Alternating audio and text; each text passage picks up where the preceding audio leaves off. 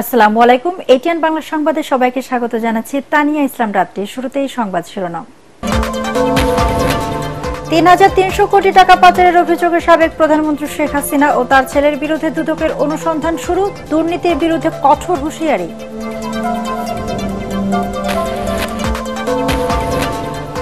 সাধারণ মানুষ সংস্কার বোঝে না, তারা চায় নির্বাচন। পঞ্চগড়ে জনসভায় মির্জা ফখরুল। প্রথম সংস্কারের দাবি তুলেছিল বিএনপি।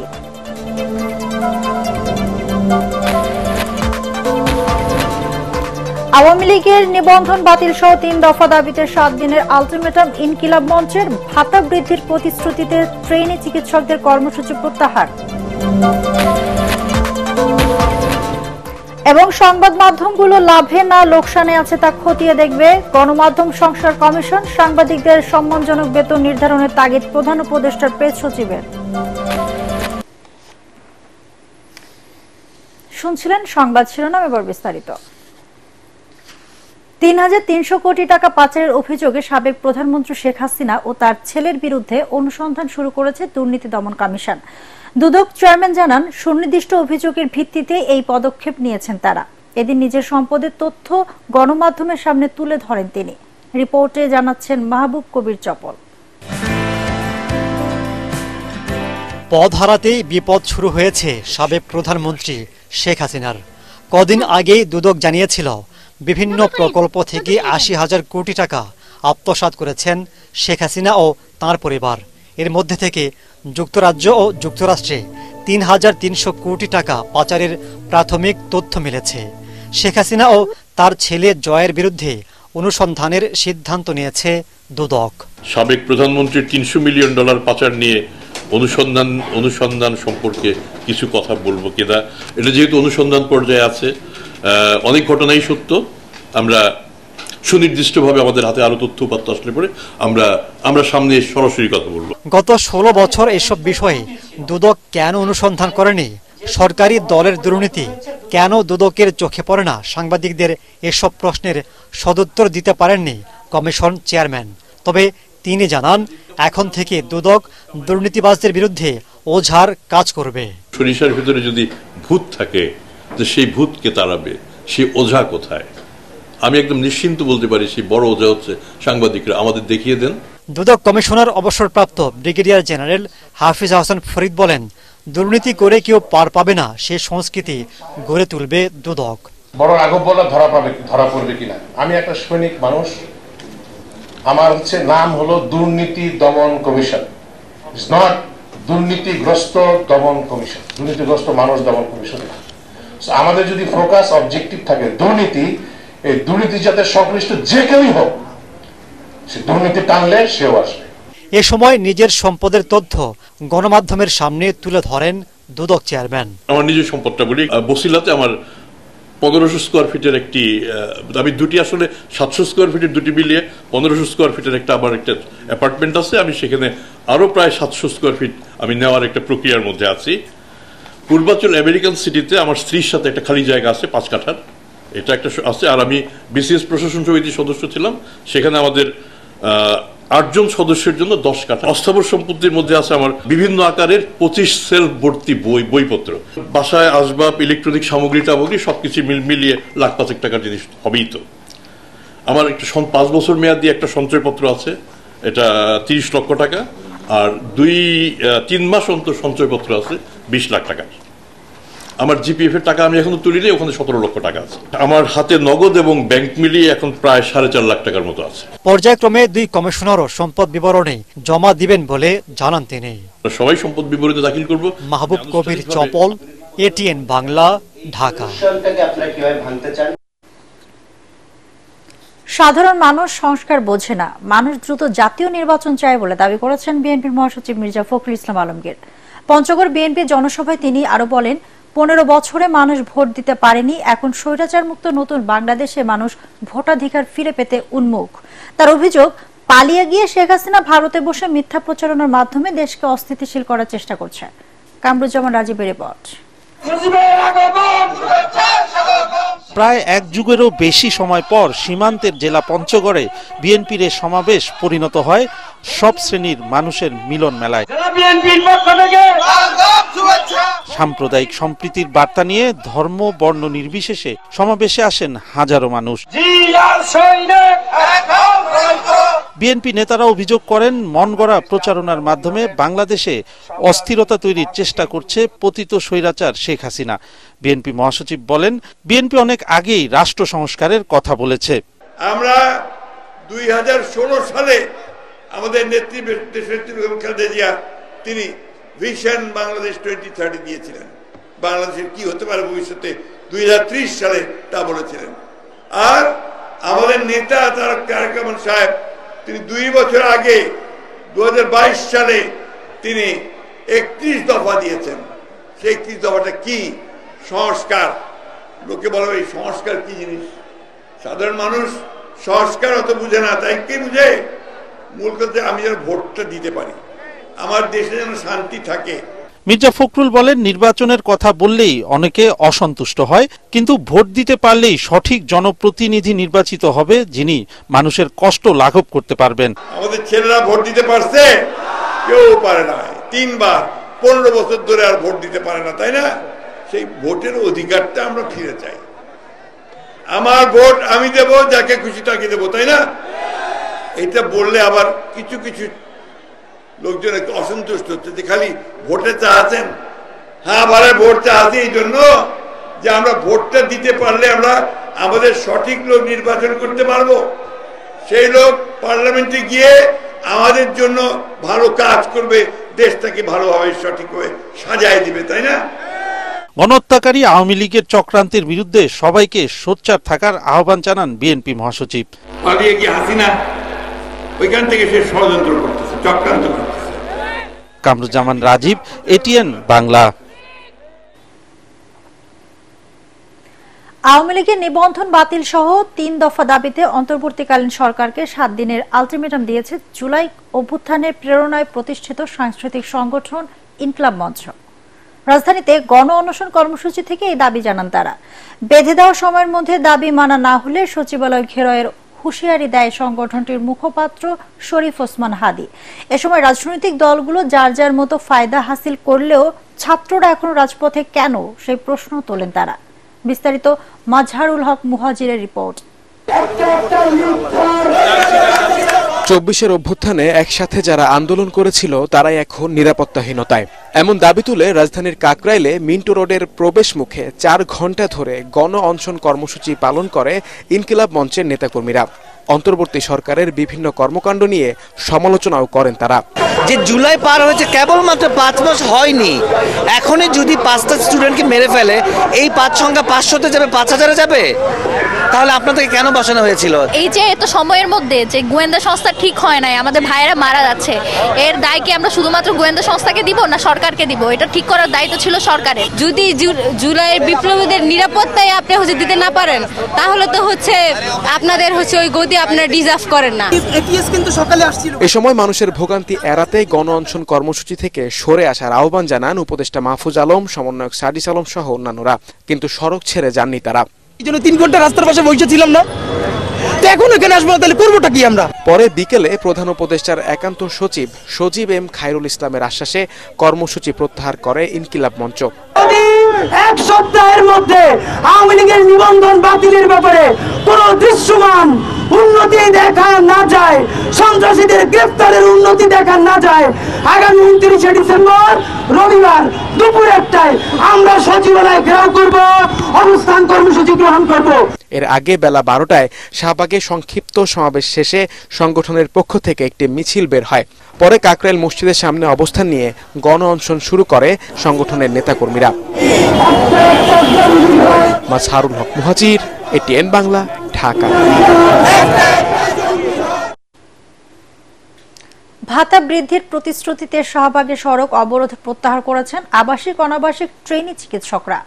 আন্দোলনকারীদের দাবির সাথে একাত্মতা জানিয়ে জাতীয় নাগরিক কমিটির মুখ্য সংগঠক সার্জিস আলম বলেন, বৃহস্পতিবারের মধ্যে তাদের 9ম গ্রেডের ভাতা সহ অন্যান্য সুযোগ সুবিধা দিতে সরকারের সাথে আলোচনা হয়েছে।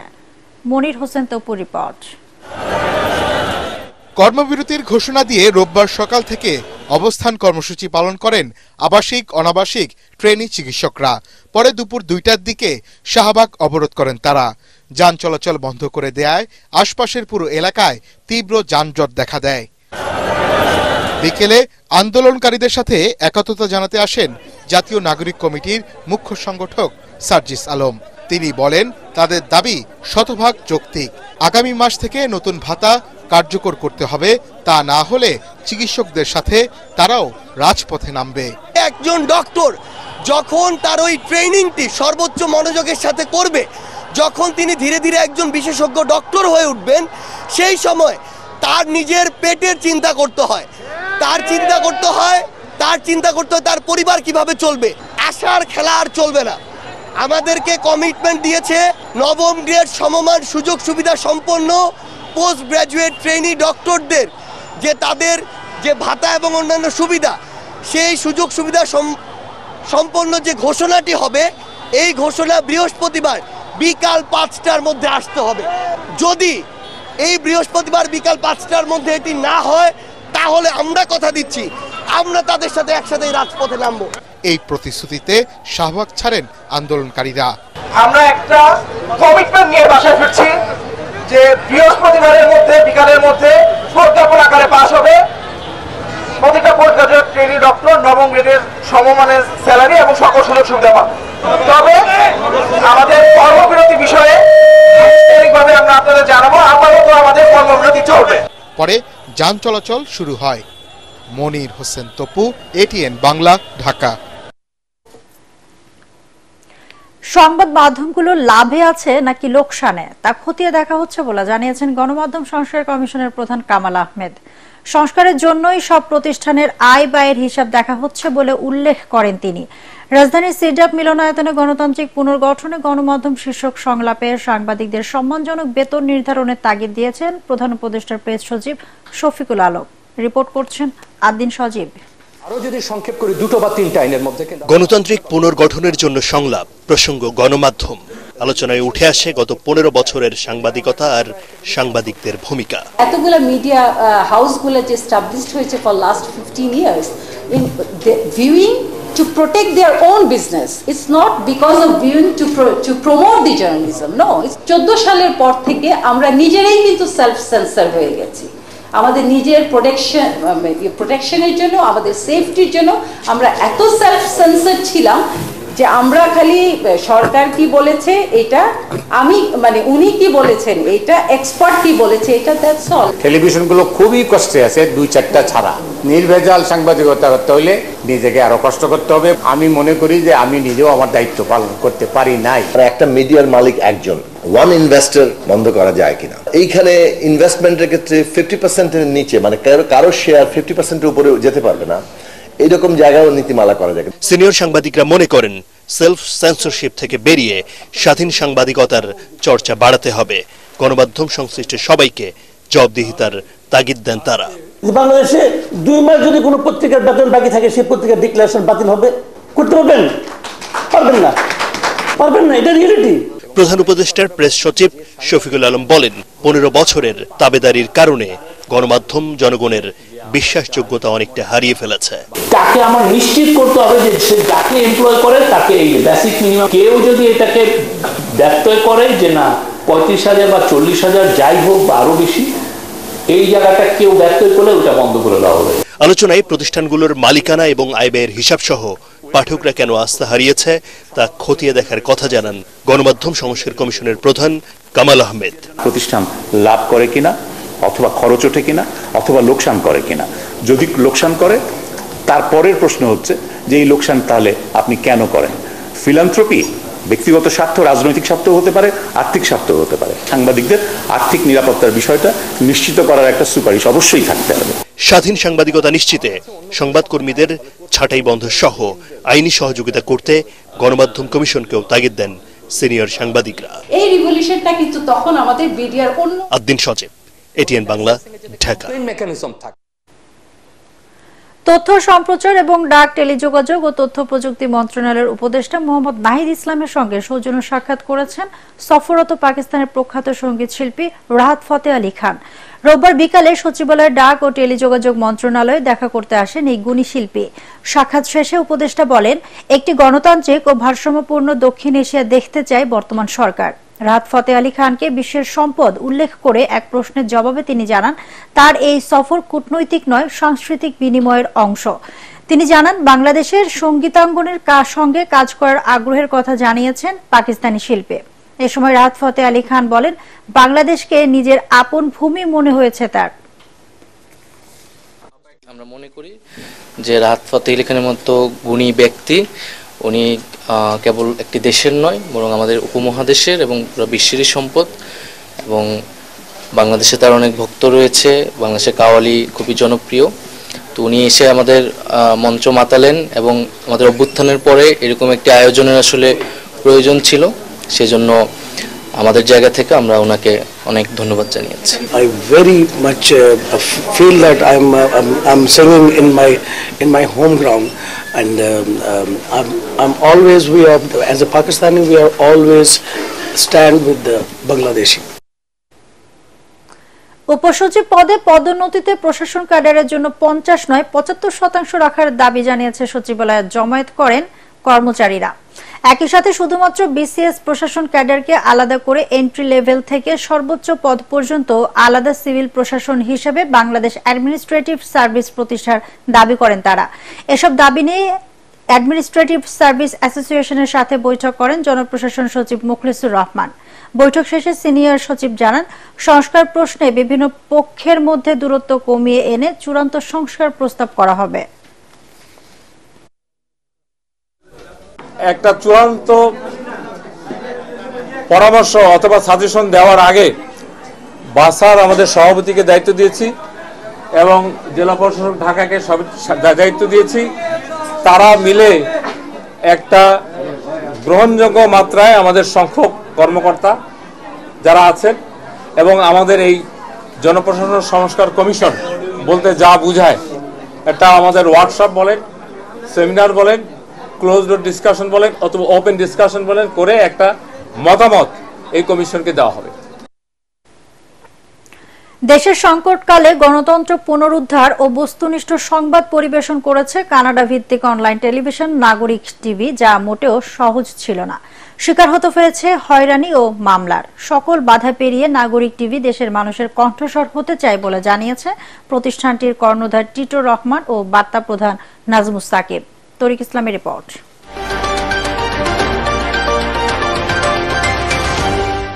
যেকোনো অন্যায় অনিয়মের বিরুদ্ধে সবসময় সোচ্চার কানাডা ভিত্তিক অনলাইন প্ল্যাটফর্ম নাগরিক টিভি। সবশেষ ফ্যাসিস্ট শেখ হাসিনা সরকার ও তার নেতাকর্মীদের অনিয়ম দুর্নীতির সংবাদ প্রকাশ করায় আলোচনায় আসে কানাডা ভিত্তিক নাগরিক টিভি।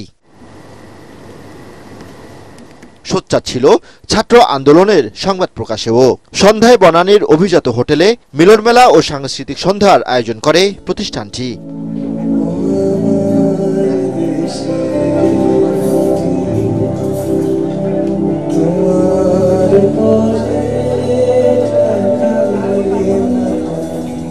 অংশগ্রহণ করেন বিভিন্ন শ্রেণী পেশার বিশিষ্টজনেরা। এ সময় দেশের ক্রান্তিকালে নাগরিক টিভির ভূমিকার প্রশংসা করেন বক্তারা।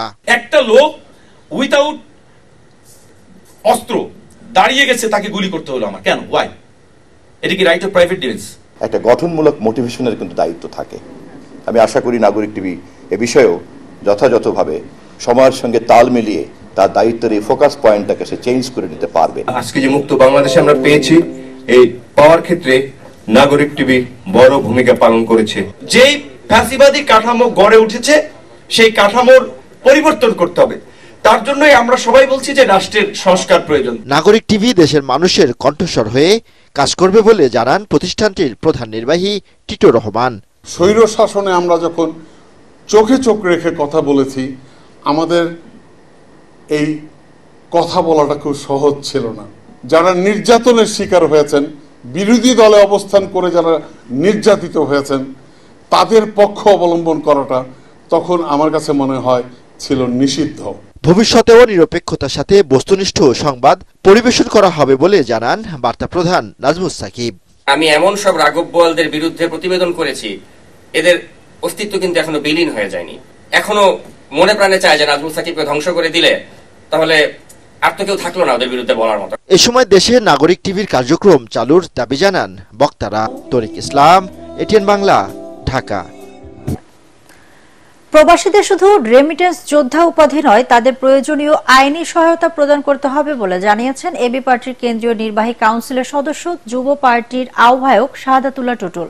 এবি পার্টি মালয়েশিয়ার আহ্বায়ক ডক্টর বেলাল হোসাইনের সভাপতিত্বে কুয়ালালামপুরের বুকিত বিংতাংয়ে বিপ্লবোত্তর বাংলাদেশ নিয়ে প্রবাসীদের ভাবনা শীর্ষক আলোচনা সভা অনুষ্ঠানের প্রধান অতিথির বক্তব্যে তিনি মন্তব্য করেন। সভায় বিশেষ অতিথি ছিলেন বিশিষ্ট ব্যবসায়ী ও এবি পার্টির নেতা ডক্টর সোহেল মাসুদ। সভায় আরও উপস্থিত ছিলেন engineer Mujibur Rahman, AB party Gazipur জেলা ও মহানগরের যুগ্ম সদস্য সচিব বদরুল হুদা খান, পিএইচডি গবেষক বেলাল হোসেন সহ আরও অনেকে। এবারে পার্টেক্স খেলার খবর।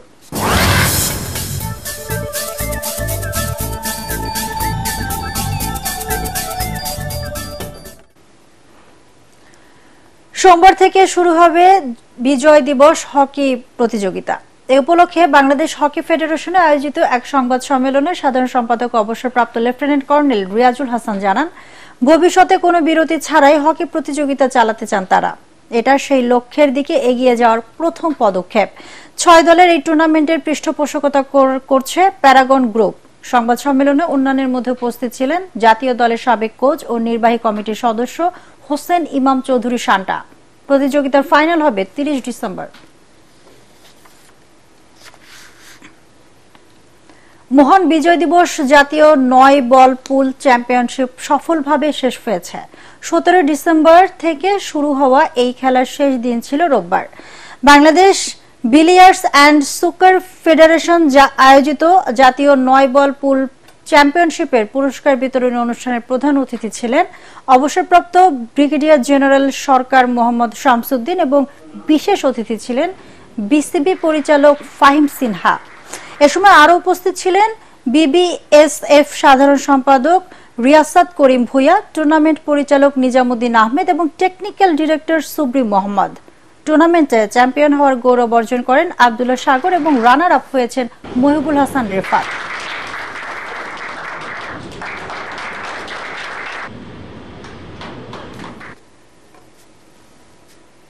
শেষ করার আগে সংবাদ শিরোনাম আরেকবার। ৩,৩০০ কোটি টাকা পাচারের অভিযোগে সাবেক প্রধানমন্ত্রী শেখ হাসিনা ও তার ছেলের বিরুদ্ধে দুদকের অনুসন্ধান শুরু, দুর্নীতির বিরুদ্ধে কঠোর হুঁশিয়ারি।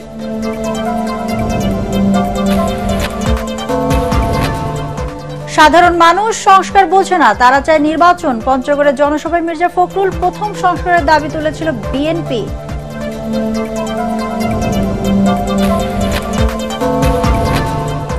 আওয়ামী লীগের নিবন্ধন বাতিল সহ 3 দফা দাবিতে 7 দিনের আলটিমেটাম ইনকিলাব মঞ্চের, ভাতা বৃদ্ধির প্রতিশ্রুতিতে ট্রেনি চিকিৎসকদের কর্মসূচি প্রত্যাহার।